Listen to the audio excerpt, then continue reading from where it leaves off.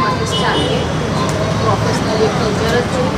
ટીચરનું મેં ઓલરેડી એક કોર્સ કર્યું છે, PTC BA કરેલું છે અને હું સરકારી ગવર્મેન્ટ સ્કૂલમાં એઝ અ પ્રવાસી શિક્ષક તરીકે જોબ કરતી હતી છેલ્લા 2 વર્ષથી. અને હમણાં ઓગસ્ટ 2023માં જે પરમેનન્ટ શિક્ષકોની ભરતી થઈ એમાં અમને લોકોને રિવ્યૂ કરી અમે કોન્ટ્રાક્ટ બેઝ પર હતા. ત્યાર પછી આ ઓલરેડી ચાલતું તે મને ખ્યાલ હતું પણ હું સ્કૂલમાં જોબ કરતી હતી અને પર્સનલ ટ્યુશન હતું એટલે સેટ થતું નહોતું. પણ હવે સ્કૂલનું બંધ થઈ એટલે પછી મેં આ ચાલુ કર્યું છે. છેલ્લા હું 4 મહિનાથી આ સેક્ટર પર જોબ કરું છું અને 1 મહિનાથી સવારે 9 થી 11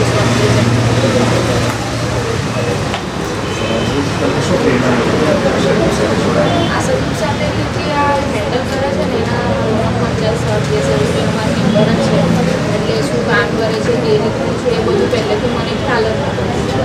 અને છોકરાઓને હવે હું એઝ અ ટીચર એટલે ભણાવવા તો માંગતી હતી, ટ્યુશન કરાવતી હતી, સ્કૂલમાં જોબ બી કરતી હતી. ત્યાર પછી હવે સ્કૂલમાંથી ફ્રી થઈ એટલે પછી એ ટાઈમે અહીં ફાળવું છું. અને જે મારો જે પેશન છે ભણાવવાનો એ સ્કૂલમાં નહીં તો આ રીતે પૂરો થાય એટલા માટે. અને બીજું કે આ છોકરાઓ જોડે વધારે સારું લાગે. આપણે પ્રાઇવેટ સ્કૂલમાં સારા ઘરના છોકરાઓને ભણાવીએ ને એના કરતાં આ છોકરાઓને ભણાવીએ ને તો આપણને વધારે ઉન્નત પાસેથી બી આપણને ઘણું બધું શીખવા મળે.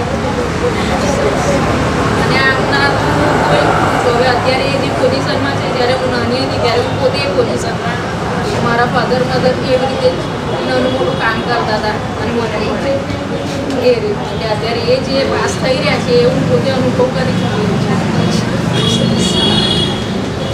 કદાચ એમની પાસે એટલું ભણતર ના હોય બાળકો પાસે જ્ઞાન પણ ના હોય પણ જે બધી હોશિયારી માટે જે રોજિંદા જે સંઘર્ષોથી આપતી હોય એ હોશિયારી ઘણી શીખવા મળે. અને આજે આ પ્રકાર કરી રહ્યા છે ડૉક્ટર ડીસી જેની યાદમાં કરી રહ્યા છે એમને બાળકો ગમતા અને સાહિત્ય ગમતું એની ગમતી પ્રવૃત્તિ હોત અગર આપણી સાથે હમણાં હોત તમને લાગે છે કે આ પ્રવૃત્તિ હતી જે આપણે મૂળ ભાવો કે ભવિષ્યની પ્રેરણાઓ જે સંસ્કારો આપવાના છે એ આપી શકાય છે?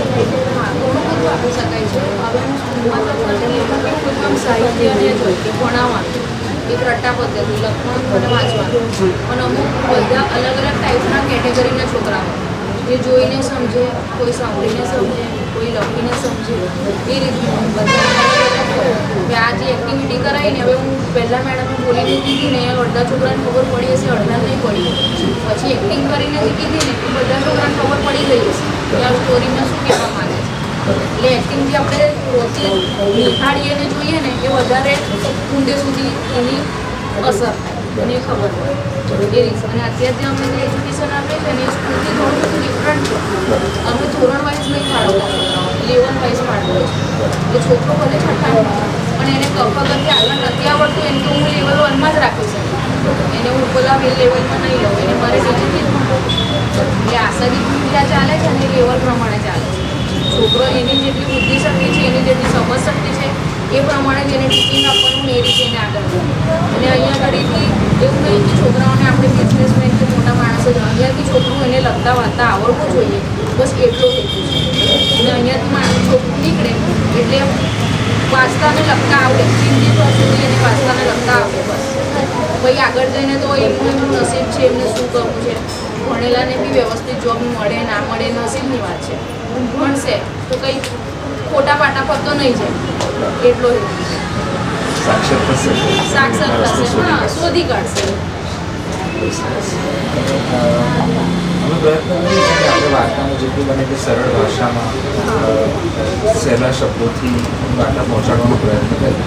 તમે આટલા સમયથી આ બાળકો સાથે કામ કરો છો એના વિશે બધું અન્ડરસ્ટેન્ડિંગ છે. તમને લાગે છે કે આપણે બધી વાર્તામાં મુશ્કેલ શબ્દો પણ વાપરવા કે એમનું જ્ઞાન વધે અને નવા શબ્દો સમજાવે એમને એકદમ સમજ ના પડે પણ આગળ એનો વિકાસ થાય.